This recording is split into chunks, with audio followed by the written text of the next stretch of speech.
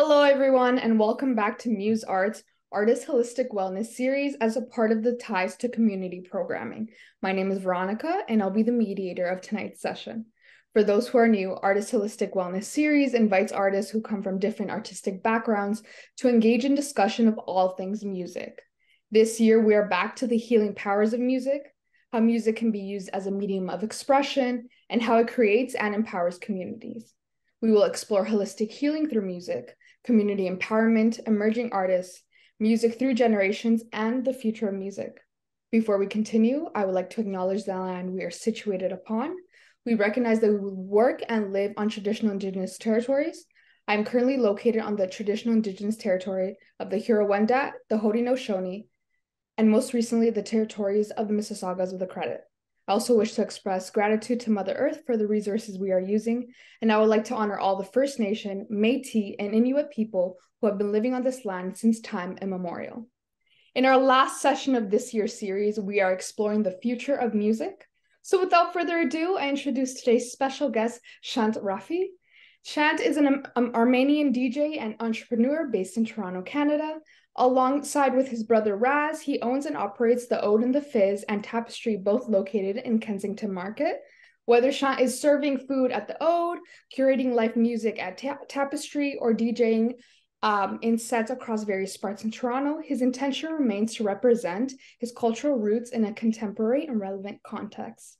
Shaunt, without further ado, I introduce you into the space and I'll allow you to say hi. Hi, thank you so much. How are we doing today? Not too bad, not too bad. It's been a great morning.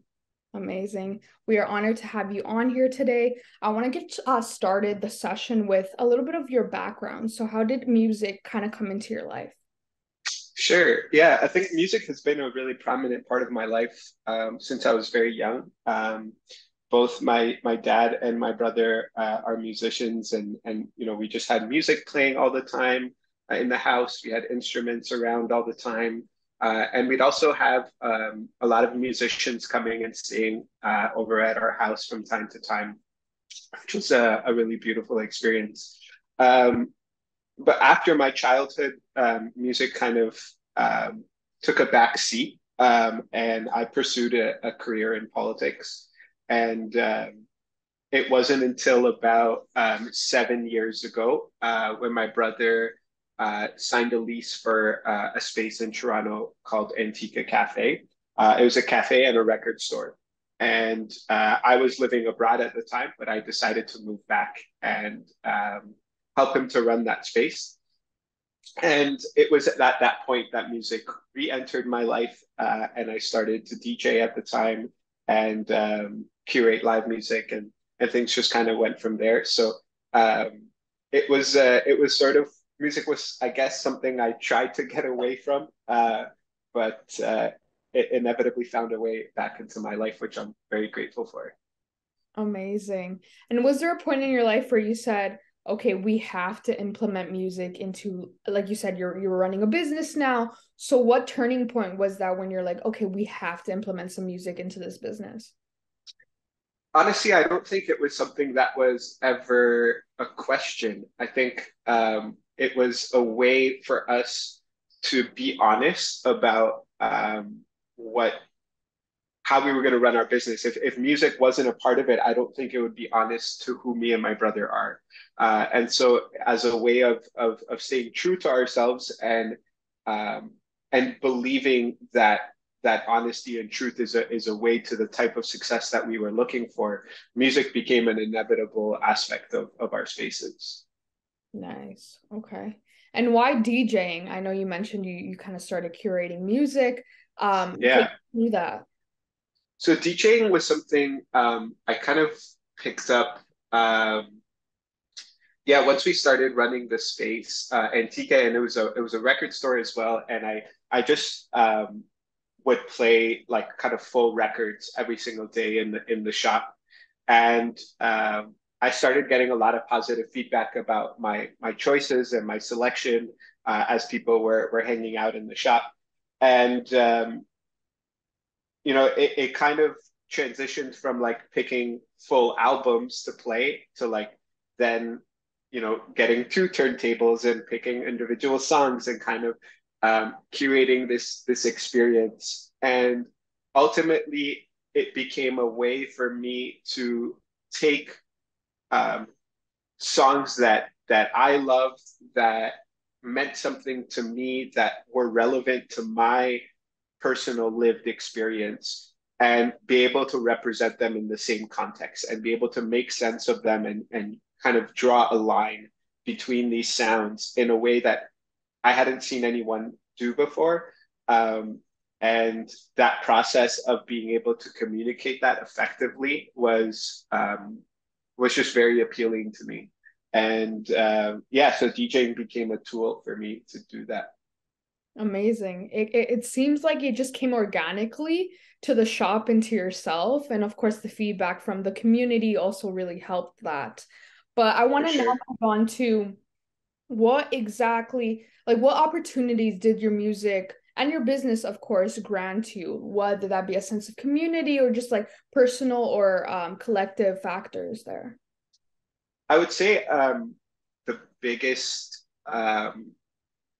sort of benefit about having access to space that I get to curate, that I get to run, has been the fact that it almost becomes this physical representation of who you are. And that was able to give me a sense of perspective on myself that I didn't have before. And I think especially as a millennial, where like so much of our lives is based online, to Mhm. then have like a physical manifestation of myself that I was able to touch and exist in, and also have other people had access to it as well. Really was life changing in a lot of ways, I think especially the fact that it was a public space that I created. So, whether I liked it or not, every single day, that door was unlocked and people were allowed to enter. It wasn't like it's my home where I can lock the door and no one can be inside, and that's fine, right? So as soon as like on a daily basis that people were having access to the space, I started to notice things about the space that were making me uncomfortable by having other people have access to it. And, that wasn't necessarily things that were wrong with the space because Mhm. I created it, right? So it was, again, a way for me to see parts of myself that I had been avoiding, but now they were in physical form. So it was a lot more difficult for me to continue to avoid them. And so running this business, and I think especially it being so connected to art and community, put me in a position to really address a lot of parts of myself that I had been avoiding, and I'm very grateful for that. Amazing. Thank you so much for highlighting that. For those who are new, I just want to, can you take us through a typical day in your life, like business wise and then music wise, just so we all have a little bit more context? Sure, yeah. So currently, I we sold our coffee shop a few months ago, and the reason being is because we opened a new space. Tapestry, which is a music venue, opened in October of last year, and so that's been my main focus right now. The Oud and the Fuzz has been open for almost over 3 years now, and that space very much started off as like a venue, but now has kind of transitioned more into being like a restaurant. We still have live music there as well, but that's kind of been more of our focus in that space. And so right now, my focus and intention has been building Tapestry. And so what my day looks like mostly is working on bookings for the space. So I'm, responding to people who reach out to us to book the space, or I'm reaching out to people that I want to be performing in the space, and trying to make that happen and have our calendar be full and wonderful of amazing local talent. And so that's kind of like my main focus within the business, is the booking and the curation. And then so besides that, I have sort of some personal projects that I work on. One of which is a monthly jam session that I host at Tapestry. It's called the Tapestry Jam. And it's four musicians who remain anonymous to each other and the audience. And they show up the day of the performance, they meet each other, and they play a completely improvised set. And so I do a lot of the work of curating these musicians. It's essentially like me taking my approach to DJing and applying that to live musicians. Where it's like, these are musicians that I think should be playing together. I think would be great playing together, and almost selfishly, like I really want to see it happen. So I create the space in order to facilitate that, and so I do all of the promotion for that event and then the curating for that event, and that's been a huge focus of mine as of late. And yeah, besides that, I focus on trying to get some gigs in the city when I can, and share some of my music outside of my own spaces, which I really enjoy. And Most recently, I we have been partnering with a local vintage store in the East End.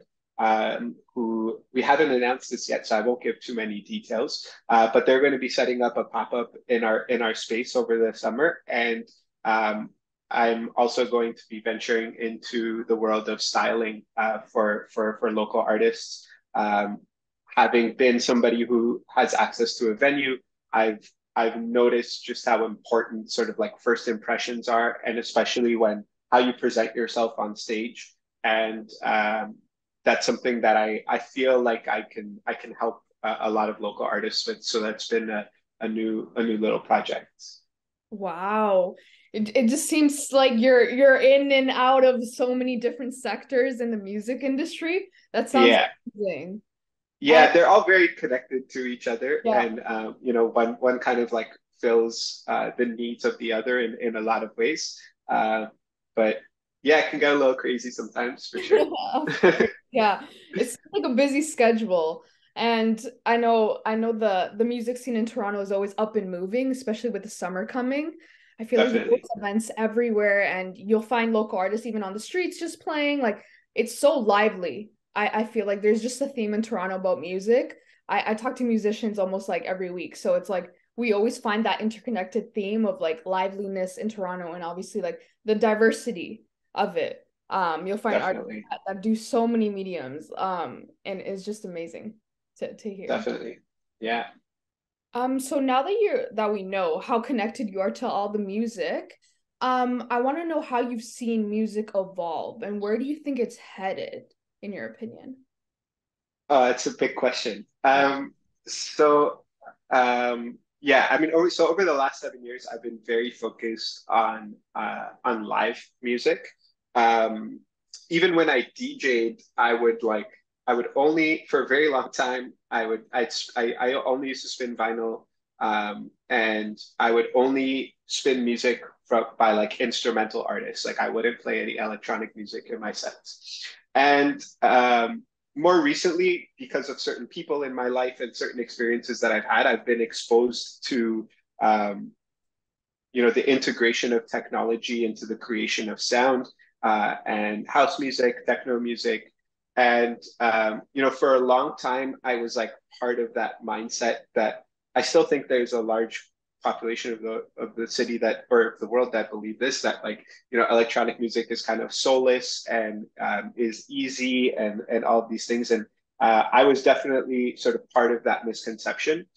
Coming to understand the how electronic music came to exist. And if you take like the house music scene in Chicago and Detroit, for example, these were scenes where it was a lot of queer, outcasted minority groups who just needed space to exist and space to feel and dance and move and express themselves. And techno music became a way for them to facilitate that for themselves. And I think once I sort of became connected with the people that the music came from and the intention with which it was created, I started to connect with the sound as well. And I've started to get more exposed to and into sort of the sound of the future. That being said, I also really value live musicianship, and I think that it's something that needs to be protected as we move forward into technological based sound creation. And I right now am sort of focused on, especially through the Tapestry Jam, is kind of merging these worlds together and inviting musicians from all of these worlds to make sure that we can kind of make sure that the past doesn't get lost as we move forward, but it can be integrated. And I also want to make sure that I'm not stuck in the past as well, and that I'm open to sound that is being created today. Because I think, like, just kind of reflecting back on when jazz was first introduced, a lot of people didn't like it because it was new and it was different, and I don't want to apply that same mindset to sound that's being created today because it's new and it's different, and I think it's important to be open to that and to allow it into your spaces and into your life. And not to say that that shouldn't be without criticism, of course, and you need to be very mindful of the music that you ingest. But yeah, it's kind of it's been exciting for me to explore that. Um, I think now, kind of just getting more specific to Toronto, within the live music scene, I've been very sort of I've been, I guess, most involved in the jazz scene in Toronto in the last 7 years, other than any of the other pockets of music creators. And I would say that I find that there is, and this the reason for this is there's so much, including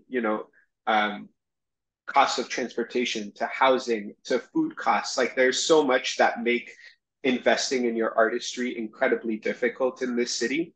And because of that, most musicians have resorted to, playing music that is sort of just like crowd pleasers, and that they can go and, play jazz standards at a restaurant and sub members every other gig. And, they kind of just treat it as a job, and they'll go in, they'll play their gig, they'll take their money, and they'll go home.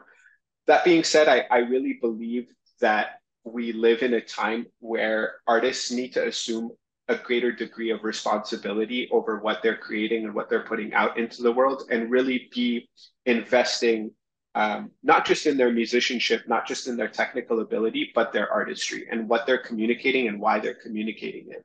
And I think that this is sort of a direction that I would love to see musicians and artists in Toronto go in as we look to the future. Largely because I feel a great sense of potential for the sound that could be created in Toronto if that sense of artistry was pursued. Like you mentioned earlier, there is such a huge range of diversity in this city.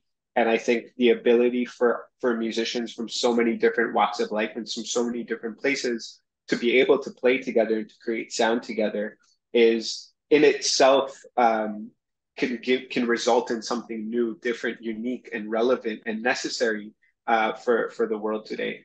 And yeah, I think, like I said, I definitely acknowledge the difficulty in pursuing something like this, but I also think that's what also makes it more important to do that in the world that we live in. Yes, I totally agree. And your jam sessions that you were talking about earlier are just a reflection of a little bit of that what you were saying. Just giving these artists the space and the opportunity, and like having them kind of blinded to each other, I think is very interesting. And you're kind of like making your little own band. And of course, like, while supporting live music, which is so important, I feel like as we move on, as technology advances, we get to see less and less of live music. It's mostly just like a track playing in a restaurant, or you see that in shops and stores and stuff like that.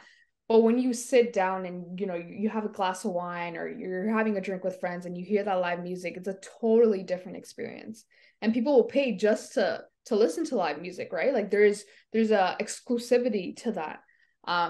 So yeah, thank you so much for highlighting that. I Of think course. we're on the right direction for sure of for the future of music, and just businesses like yours, I think, are really helping artists in Toronto for sure. So thank you for that. Now Pleasure. that we're moving on to kind of community and the collective effort in supporting artists and emerging artists and all that and highlighting them, I want to know how, obviously through your business, but also as a daily thing, how do you think music empowers and builds communities? That's a great question. I think um, community is something that I think about constantly. And, um, I think it has been a struggle for me to cultivate the type of community that I am looking for in this city. And um, I think that there's a couple of reasons for that, which I'd be happy to get into. Um, but ultimately, I've been trying to use music as a tool to bring people together, and in so many ways it has succeeded. Um, but yeah, we definitely like the just the layout and the structure of the city, the way that how separated people are from one another, how difficult it is to get around, how expensive it is to get around, how unreliable it is to get around. Yes. All of these things, really play a role um, in the ineffectiveness when it comes to trying to cultivate these types of communities in Toronto. Um, the second thing that I would like to sort of point out that has been, I guess, more of a personal struggle, but I'm sure one that most people can relate to. Growing up in the Armenian community, we had an understanding of community that was very it, it was sort of like the least individualistic mentality that you could possibly be exposed to the extent where, like, this is kind of an extreme example, but like if somebody is missing an arm, you're taught to like cut off your arm and give them your arm, and it's like, well, what did that really accomplish? Like now you don't have an arm, and that's definitely sort of not the solution. And in a Western context, you are met with this idea of self-care, right? And being more individualistic about how you take care of yourself and not relying on others and making sure that you provide yourself with what you need and don't burden yourself with other people's problems. That only gets in the way of your ability to focus on yourself, and you're not being community minded if you sacrifice yourself to help others. Like there is all of these sort of thoughts that we're constantly bombarded with, and while I do believe that it is important to fill your own cup before you engage in filling others. I think we also need to be conscious of the fact that like some people really just need a hand. I remember seeing this graphic once that kind of will sort of help describe what I'm talking about. But it's like there was somebody hanging off the edge of a cliff, and this guy standing on the top of the cliff looking down at him and being like, "Hey, maybe you should do some meditation." And it's like, dude, like just give the guy a hand. Like I think like in situations like that, we really need to be conscious of the fact that not literally, but I think figuratively, a lot of people are hanging on the edge of the cliff, especially in regards to their mental health. And being able to just like rely on a helping hand is incredibly important. And I worry about the fact about how many people in our community and in a Western context are driven away from thinking that way. And I think it detracts from the type of community that people like me are trying to build. And, it's not like I have all the answers. And, trying to find a balance between the type of community I grew up with, the type of community I've been exposed to in Toronto, and sort of coming up with this balance of these two ideas is really the goal in a lot of ways. And it's very much still a process because I don't think it's something that's existed, right? So we're started like there's no blueprint for what that type of community looks like, and we're all still trying to figure it out, and we're all doing our best in that process. Um, Sound and music is such a valuable tool in the process of figuring this out because it allows for communication to take place that crosses literally every boundary. Um, when you walk into a space, no matter what language this person is singing in, no matter what instrument they're using, or if they're not even using an instrument and they're playing electronic music off a laptop, whatever it might be, there's vibrations that are being emitted, right? And you can feel those vibrations, and those are going to impact your emotions, your mood. Um, they're going to instill ideas in your mind. The best way I like to sort of describe that process is like if you watch a movie without a soundtrack, you don't feel emotion, right? Like if you watch a scary movie and there's no music, you don't really feel scared. Yeah. And you know, the music of our everyday lives is the soundtrack of our everyday lives, right? And so the emotion that's being dictated, that you are being encouraged to feel in any given context, the factor that's determining that over any other factor is the sound of that space. It's the most sort of pronounced element that's determining how you're feeling, um, and I think not people need to be more conscious of that, and the people who are need to be using it as a tool to sort of cultivate the types of emotions and feelings that they want people to have, and kind of guide them in that direction as a way of cultivating that community and finding that like-mindedness between people and focusing on the similarities that people have rather than the differences. And I think using sound as a way of accomplishing that is incredibly effective.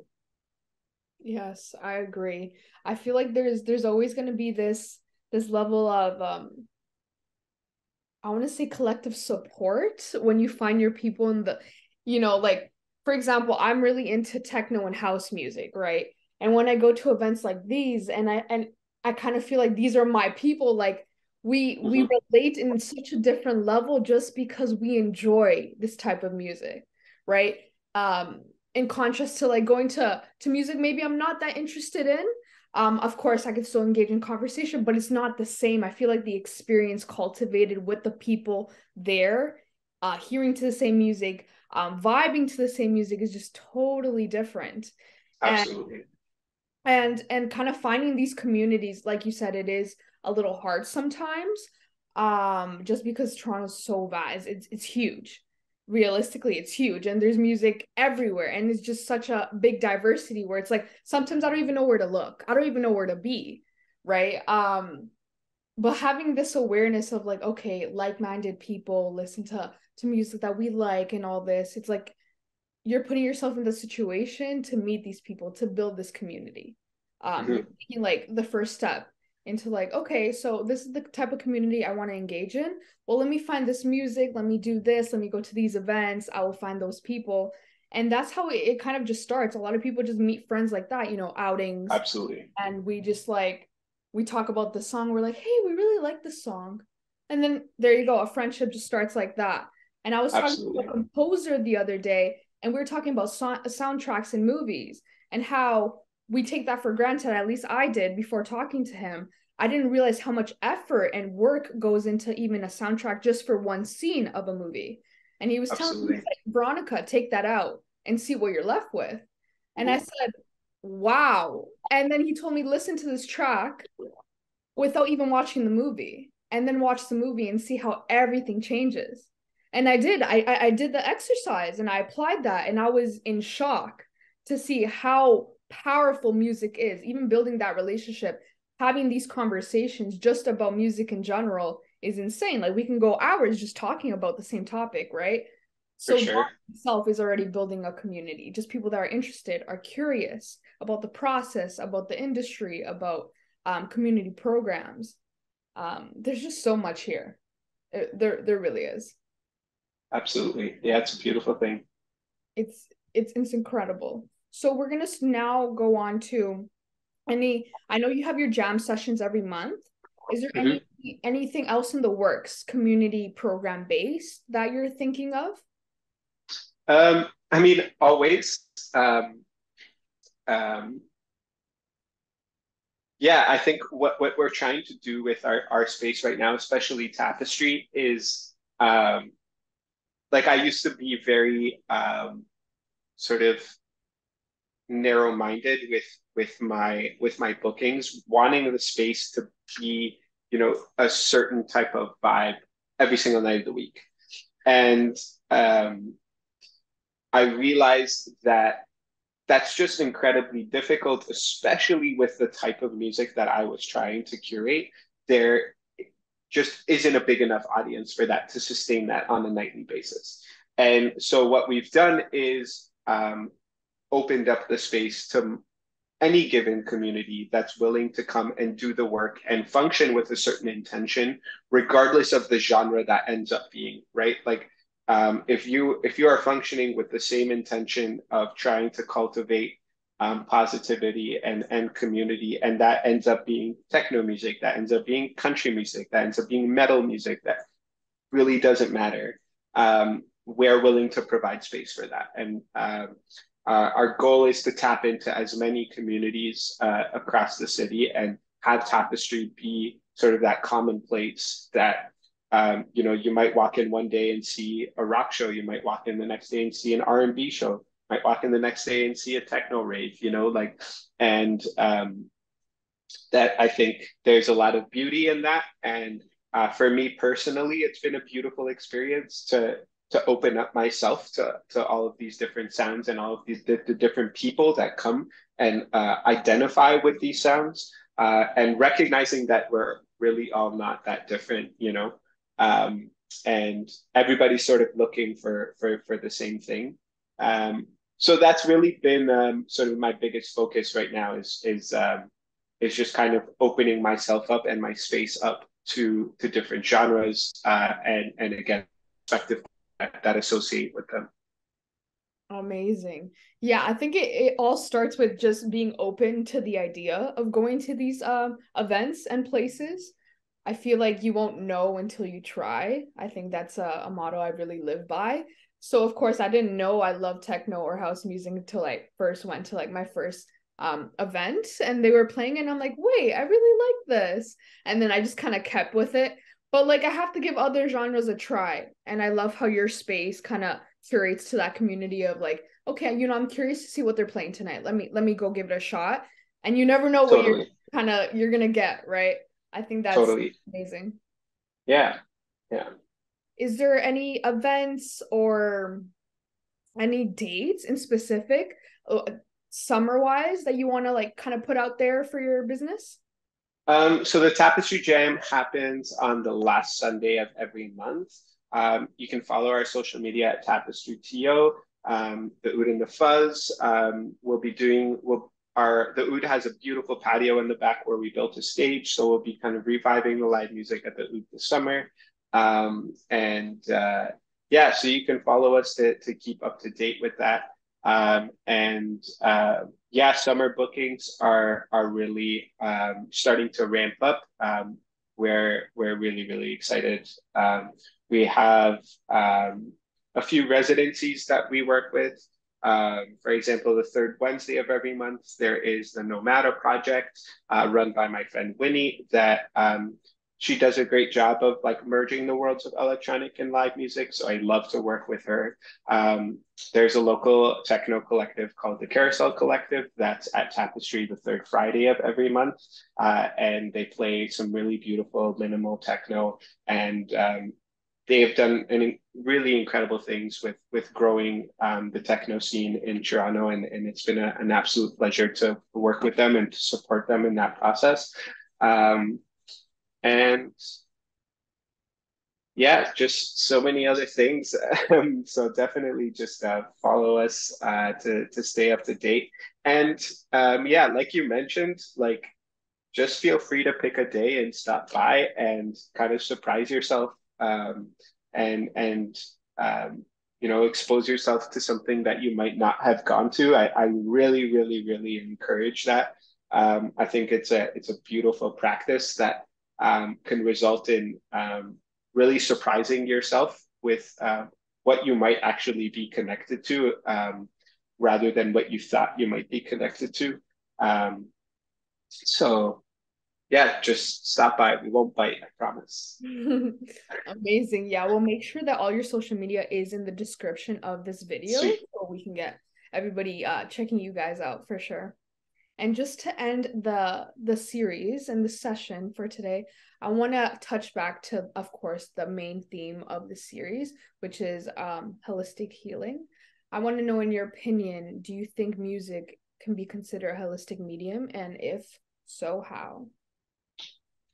That's a great question. I think I'll answer that with sort of what music did for me, and why I love music so much and why I dedicate myself to it so much. And the reason for that is I learned the definition of of of concepts that are very difficult to put into words through sound. I understood the instead of somebody telling me the definition of a word, when it was communicated through sound, I felt the emotion, I felt the feeling that was trying to be described. So it was much easier to comprehend when you actually feel it for yourself rather than someone just like telling you what it means, you know. And you know, that process was me consistently exposing myself to vibrations that again were foreign to me, you know. And it's not about listening to that record once, it's not about listening to it twice and saying, yeah, I don't like it. It's about consistent exposure and really sort of devoting yourself to that sound, to that vibration, and allowing your body to like to get in sync with that vibration in order for you to really digest that concept. And I think that investment, again, is really valuable because when it comes to concepts like love, when it comes to concepts like peace, when it comes to concepts like beauty or harmony, you know, trying to describe these to people with words is incredibly difficult, right? But, you know, what music does is it takes an idea and the artist takes that idea and focuses on what it makes them feel. And they take that feeling and they put it into their sound. And so you on the reverse, you hear that sound, you feel the emotion, and that emotion could ignite an idea, right? So that's like how the communication process of sound works. And that's why it's so effective, because it's not appealing to someone's logic. It's not appealing to, you know, anything other than emotion and feeling. And as long as you put yourself in a position to be exposed to that vibration, you are putting yourself in a position to be exposed to new thoughts and new ideas. And that's a really effective way to connect with people that you didn't think you'd be connected to. And I think if we focus on that as a way of bringing people together, we can be a lot more effective, rather than pursuing forms of communication that don't don't focus on appealing to someone's emotion or feeling. Yes. Thank you so much for highlighting that.